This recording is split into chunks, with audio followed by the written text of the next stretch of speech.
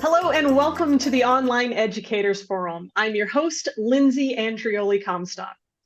One of the things I love about the Online Educators Forum is the opportunity to bring new trends in online learning, new software that folks are using, but also to introduce you to new faces in online education. Now, Dr. Elizabeth Philipose is no stranger to education. This is a background she's been in for quite a while, but she's new to the School of Global Citizenry, and I wanted the opportunity to be able to speak with her today and have her tell you all the exciting things, not only about what she'll be teaching in early 2024, but also the work that she does in the world. Help me welcome Dr. Elizabeth Philipose. Thank you so much, Lindsay. It's great to be here. Great to talk to you. Great to talk to you. Elizabeth, tell those who are watching a little bit about yourself. Who are you? What do you do in the world? Mm-hmm. Well, I'm an educator. I've been an educator for probably, I don't want to say how many years, but a very long time. And I've always educated for social justice and social transformation. What drew me into higher education was the learning that I did as an undergraduate that sort of empowered me to see myself as an agent of change, to know that I could think about and create, circumstances of peace or justice or greater connection. And, I studied with people that really, planted seeds of, visions of a better world and the possibility of creating it through knowledge, through greater insight, right, about this life that we're living. So I've been doing that for a long time. And in universities, largely, I've worked in different countries with different academic communities, with networks of other academics who are inspired by the same things: social justice, women's justice, racial justice, ecological justice, all those sorts of things that come together that sound like different things, but actually they're part of the same piece of justice, right? Of shifting the paradigm in which we're living now to something greater, something more inclusive, right, of all of us. And so in the last, I would say in the last 20 years or so, I also really embarked on a spiritual path.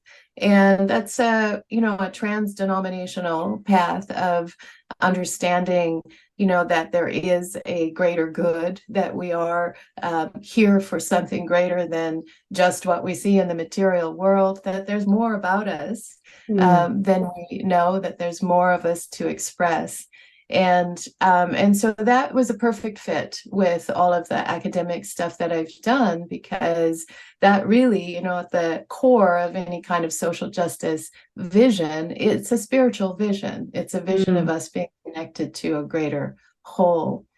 So that led me into, a lot of different things. So, I teach meditation, and I've taught in different venues. I teach meditation to college students just to help them open up their channels and be better learners.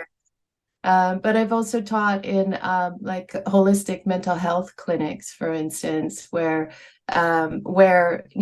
opening up your channels to something, an authentic voice, helps people to ground, helps people to stabilize. I've taught things like trans-denominational prayer to community groups that are seeking to raise their vibration, to be more in tune and alignment, right, with their vision for what they're creating in the world. I've done a lot of different things like that. I guess I started also working with offices of diversity, equity, and inclusion, and under the umbrella of wellness. So bringing meditation, contemplation, self-reflection, along with the knowledge about how race operates, or how gender operates, or how, I should say more generally, how we're conditioned into prejudice. and how that plays out in an unconscious way. So putting those things together to help people who are wanting to create, inclusion on campuses, right? To put it together with the subconscious, with the body, and the way that we carry, certain kinds of unconscious prejudices in our body. And to sort of recognize that as wellness, right? That if we're more connected to each other, we are better. Our relationships are better, our communication's better, our nervous systems are better, through all of that. So yeah, those are sort of some of the things I've been doing. It's holistic, it's interdisciplinary, it's trans-denominational, it's as universal principle as I can get, and it's a global idea, like a global historic idea of transformation. Really feel like, especially in a time when we're conscious, of changes happening in the climate, or things happening with water or drought or excess, and all the turbulence that we're experiencing right now, that social justice for humans has to come together with ecological justice, that these things are not separate, and that we start thinking about it in terms of a decolonial ecology, which is part of that greater paradigm shift that I was talking about before. So I've been teaching in those areas as well recently, and bringing together, in just another new angle on that question and vision of transformation.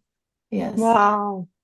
Incredible. Well, for those of you who are listening, it's no surprise to you why the School of Global Citizenry would want to be associated with Elizabeth's incredible holistic approach to global goodness. It's just, I've been so compelled since the day I met you about the intersectionality of all of the various isms that we deal with, all of the various struggles that we're balancing, all of the concerns that we have, and how you so easily are able to see them as one intersected thing that we're kind of pushing back against, and also trying to hold and nurture all at the same time. I've just really been so compelled by your work. I'm so ecstatic about what you're offering. But you do this on the college, the university, the graduate, and also now the online learning for access to the general public levels. What other ways can people engage with you before we kind of get into the course that you have coming up? What other ways are you engaging folks that, or folks can reach out and be part of what you're doing, learn from you? I do work with individuals as spiritual therapist. And so that's something, if people are interested in one-on-one work. And that work is about, transformation from the inside out. So whatever we're experiencing as inner conflicts, right, have something to do with our outer conflicts, have something to do with the frequency of conflict on the planet. So when we heal, we're not just healing individually, because we're connected to the whole. And so that's kind of, my approach to spiritual therapy. And it brings together all the things, of feminism and understanding racism and all the things that wound us, and that prevent us from feeling our wholeness, right? I'm also developing, it's not out yet, but I'm in the process of developing a program called the Frequency of Peace. And that will start with an introductory webinar, but there's a program attached to it that is about exactly what I just said, about sort of recognizing that our personal conflicts are connected to a larger energy of conflict, and doing that healing, for ourselves, for our ancestors, for our descendants, for the collective, and seeing ourselves as agents in that healing. So that's, and I call it the frequency of peace, because frequency is an energetic signature that we can cultivate, we can occupy no matter what's going on. So that's kind of the work coming up that's not out yet. It's, I'm on social media. So people can find me on Instagram or Facebook or LinkedIn, and I'm posting every day a little bit of something to help us navigate this life better. Yes, I have appreciated those so much. If you are not following Dr. Elizabeth Philipose on LinkedIn or Facebook, please go do that, because these nuggets that have really prompted me to think more deeply about the conflicts, the struggles, all of these things in a more intersected way. It's really been compelling. There's plenty of voices out there telling me what to think and what not to think. There's very few voices, I feel like, out there helping me think. And I've really appreciated that. So I would encourage anybody that's listening to this and meeting Elizabeth for the first time, go follow her, go look at this stuff, learn from her. But in that same vein, you have a new course coming out through the School of Global Citizenry, which we're so honored to be the host for, called Intersections of Power and Identity. Now, that is just right for wanting to know more, in my opinion. But this incredible online course is available to anybody and everybody. Tell us, what is this about? It's coming out. It begins January 8th, so it's right around the corner. Tell us more about this course. Yeah. Well, I should start by saying, that as an academic, I've always felt like what I teach in college or university, everybody should know. Yes. And so I've, really made it a priority to translate to all audiences as much as possible, things that can become very, very rarefied, if I stay just in an academic world, but to translate it, to make it accessible, to make it lived experience, right? So we all live in a world of intersectional power and identity.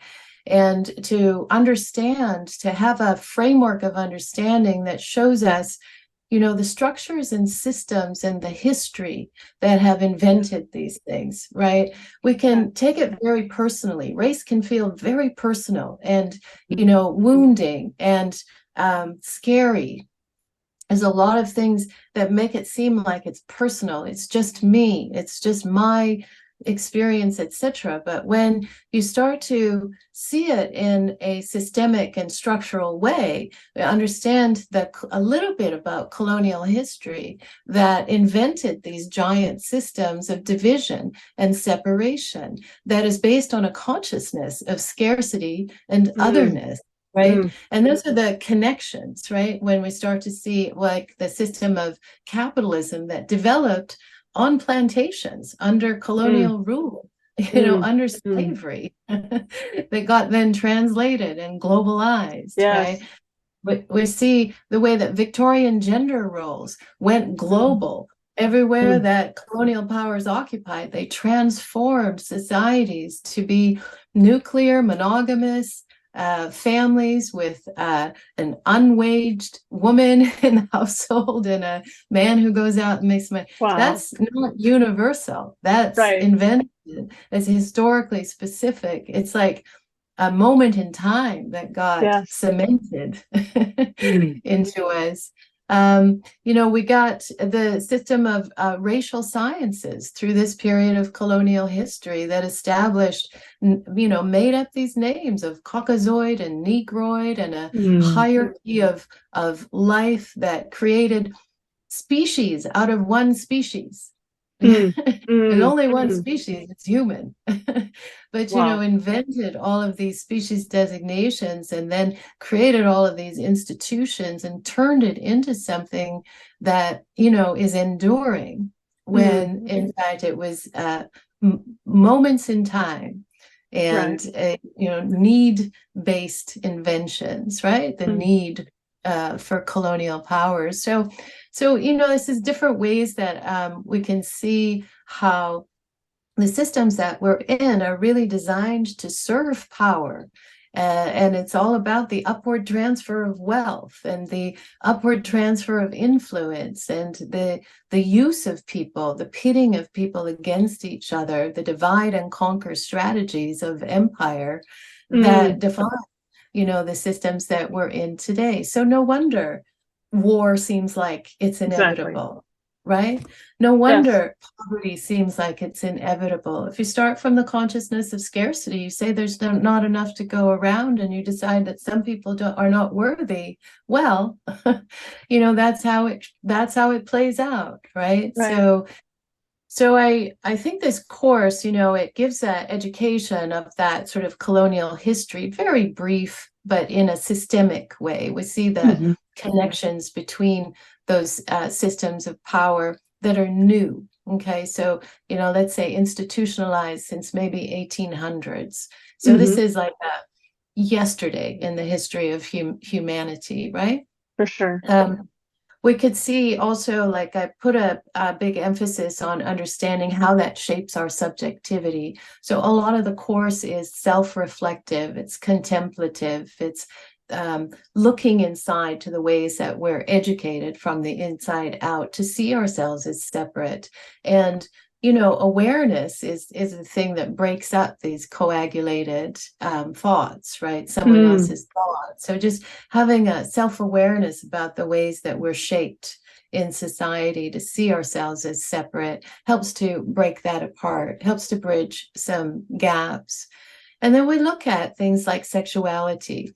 And I was thinking about people in fields like social work or ministry or in diversity, equity, inclusion that don't have any experience with gender non-conforming people or sexual minorities, have zero really knowledge of that, and how uncomfortable that makes people in those positions to be able to speak, to not be afraid, right, to go wrong or transgress or offend.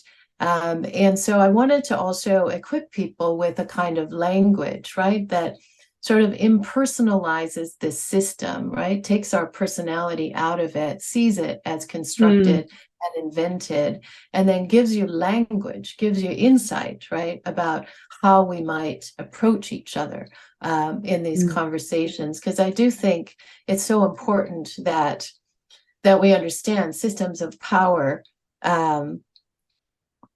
They endure, right, because they're hidden a little bit from our ability to see clearly, and because we're afraid to talk about it. Right. And so to be equipped with language, analysis, history, and also a little critical distance, right, from understanding it as structures and systems, I think will facilitate that for people working in those fields. And then we do some things that are somatic in the class. So, breath body awareness, guided sort of processes that, have us become aware of where we're holding these feelings of otherness, or where we're holding kind of woundedness, right, without our awareness, and moving that with our breath and our awareness through the body, so that everything comes into alignment, right, our mind, body, and spirit, right? Because I'm pretty sure, no, I'm going to say yes, I know that spiritually we know that we're not separate. That our souls are really clear, right, on our oneness. So bringing it into alignment, bringing our minds and bodies into alignment with what our souls have always known to be true, that's the promise of this course. It's a big promise. Well, as a person who's seen the curriculum on the inside, I think you deliver. I have to say, I've had a lot of education in my lifetime and very few opportunities to learn in such a holistic way, to have mind, body, spirit all met by one educator with an incredible curriculum that both takes me from history to analysis to deconstructing ways in which I've almost been manipulated mentally by the ways in which these things have bombarded me from, social media, from society, from history, what have you. I've had very few opportunities to learn this holistically. So as a person, again, that has seen it from the inside, I think you deliver in an incredible way. And I could literally sit at your feet and continue to learn. I've been mesmerized by you and your expertise and your work and who you are since I met you. And I think this course will not disappoint in that same way. But I think you're right. I'm glad that you named it, Elizabeth, the way in which this course can intersect with so many people in so many different disciplines. I would encourage folks who are chaplains out there, who are entrepreneurs, folks who are doing coaching, consulting, DEI consultants, children's ministers, what have you. I think you would be hard pressed to find a way in which this course doesn't intersect with all of them and offer them some new perspective to be able to walk into this conversation about peace, justice, and social equity without having learned something new. And I think that's the brilliance of this course. A lot of people want to offer a course to everybody, and I kind of say that fails to meet the moment. But this course really can help so many in so many diverse fields to really step up their game and be able to offer even more holistic care or education or feedback to folks in their field. So thank you for that. Thank you for this offering. Folks, this course goes live January 8th. That is not far off. This course is more than affordable. There's going to be live sessions every Monday where you get to sit down with Dr. Philipose and learn directly from her, but also engage collectively as a group. This is really a dynamic online learning experience. I hope you folks will go to citizenry.com and you will learn more about this course. You'll click on it, you'll enroll, you'll ask questions. It's really an incredible offering. Elizabeth, thank you for your time. Thank you for sharing your expertise. I really look forward to this course coming out in the world and the ways in which we will be better together because of what you're offering. Thank you so much, Lindsay. Yeah, I so appreciate that. If anyone wants to reach out to me, and to ask any questions or talk further, you can connect with me like through Instagram, send me a DM, or LinkedIn or Facebook. You can give my email address too if you want. I'm open to that as well. Sure. But yeah, shall I say it? It's sure. Yeah. You can write to me at lizphilipose@gmail.com. Yeah, and I'm happy to follow up with anybody that's interested.